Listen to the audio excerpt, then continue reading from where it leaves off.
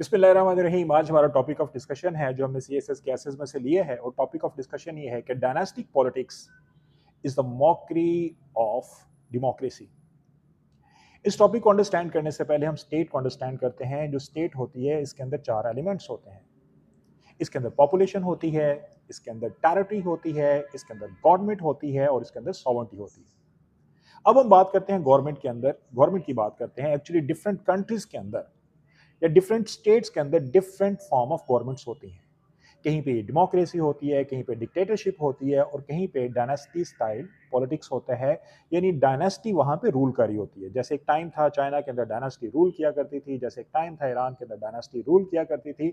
बल्कि आज के मॉडर्न टाइम के अंदर भी जब हम गल्फ स्टेट्स को देखने की कोशिश करते हैं, जैसे सऊदी अरेबिया का जिक्र करते हैं या हम दुबई का जिक्र करते हैं, तो वहां पे जो फॉर्म ऑफ गवर्नमेंट है वो डायनेस्टी स्टाइल वहां पे पॉलिटिक्स है या गवर्नमेंट है। अब हम बात करते हैं डेमोक्रेसी की।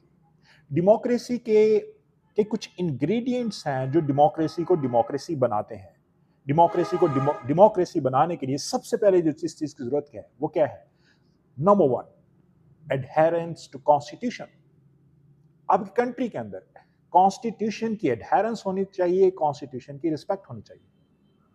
अब ये कॉन्स्टिट्यूशन की एडहेरेंस कब होगी? जब आपके पास एक इलेक्टेड लेजिस्लेटिव गवर्नमेंट होगी। सो कॉन्स्टिट्यूशन होना चाहिए। नंबर टू क्या होना चाहिए? इलेक्टेड लेजिस्लेचर होना चाहिए। और इलेक्टेड लेजिस्लेचर कैसे आएगा? यानी तीसरी बात, उसके लिए free and fair election system होना चाहिए।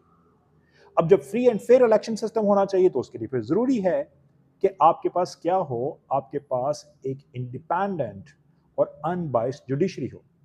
और सिर्फ इंडिपेंडेंट और अनबाइस्ड जुडिशरी नहीं होनी चाहिए, बल्कि आपके पास पॉलिटिकल पार्टीज होनी चाहिए। और जो पॉलिटिकल पार्टीज कैसी होनी चाहिए? डेमोक्रेटिक पॉलिटिकल पार्टीज होनी चाहिए, यानी विद इन द पार्टीज भी डेमोक्रेसी होनी चाहिए। इतना ही काफी नहीं है, बल्कि इसके लिए आपकी जो मैसेज हैं उनका भी लिटरेट होना जरूरी है, और जो मीडिया है उसका वाइब्रेंट और एक्टिव होना भी जरूरी है। तो ये सारे इंग्रेडिएंट्स मिलेंगे तो ये डेमोक्रेसी बनती है। ये democracy, democratic form of government कहाँ पे मौजूद है? ये ब्रिटेन इसकी मिसाल है, अमेरिका इसकी मिसाल है, और आजकल के टाइम के अंदर जो पॉपुलर फॉर्म ऑफ गवर्नमेंट है वो डेमोक्रेसी भी है। डेमोक्रेसी है। अब डेमोक्रेसी के आउटकम्स क्या हैं? जब हम ब्रिटेन की एग्जांपल लेते हैं या जब हम अमेरिका की एग्जांपल लेते हैं और हम डेमोक्रेसी को एक सक्सेसफुल मॉडल के तौर पर डिस्कस करते हैं, तो एक्चुअली हम डिस्कस ये करते हैं कि डेमोक्रेसी से जो आउटकम्स आते हैं वो बहुत अच्छे होते हैं। उसके आउटकम्स क्या हैं? उसके आउटकम्स ये हैं कि इससे हमें मिलती है जस्टिस। डेमोक्रेसी लेके आती है मेरिटोक्रेसी।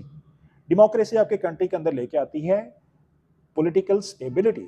डेमोक्रेसी आपके कंट्री के अंदर लेके आती है मेरिटोक्रेसी, और डेमोक्रेसी आपके कंट्री के अंदर लेके आती है अकाउंटेबिलिटी। सो ये वो डेमोक्रेटिक सिस्टम, वो सिस्टम है जो लोगों को डिलीवर करता है, पब्लिक गवर्नेंस अच्छी होती है और लोगों को ग्रोथ के मौके मिलते हैं। अब इस टॉपिक को अंडरस्टैंड करें। वो कहता है कि dynasty politics is the worst form of democracy. अगर किसी कंट्री के अंदर डेमोक्रेसी के नाम के ऊपर डायनेस्टी स्टाइल पॉलिटिक्स है, यानी ये जो पॉलिटिक्स है ये दादा से बेटे, बेटे से फिर पोते तक आ रही है, तो इसका मतलब है ये डेमोक्रेसी नहीं है बल्कि ये डायनेस्टिक स्टाइल गवर्नमेंट है। अगर आपने इसकी मिसाल को अंडरस्टैंड करना है तो आप इस मिसाल को चाइना से, सॉरी बांग्लादेश से आप अंडरस्टैंड कर सकते हैं कि वहां के ऊपर डायनेस्टी स्टाइल पॉलिटिक्स एक अरसे तक वहां पे कायम रही है।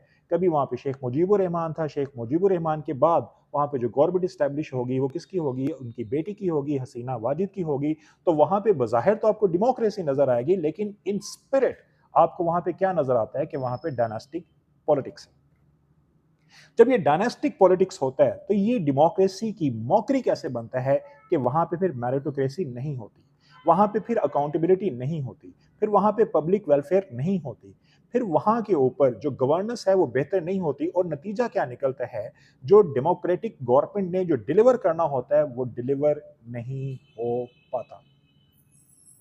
तो डेमोक्रेसी एक्चुअली एक वर्ड का नाम नहीं, एक कल्चर का नाम है।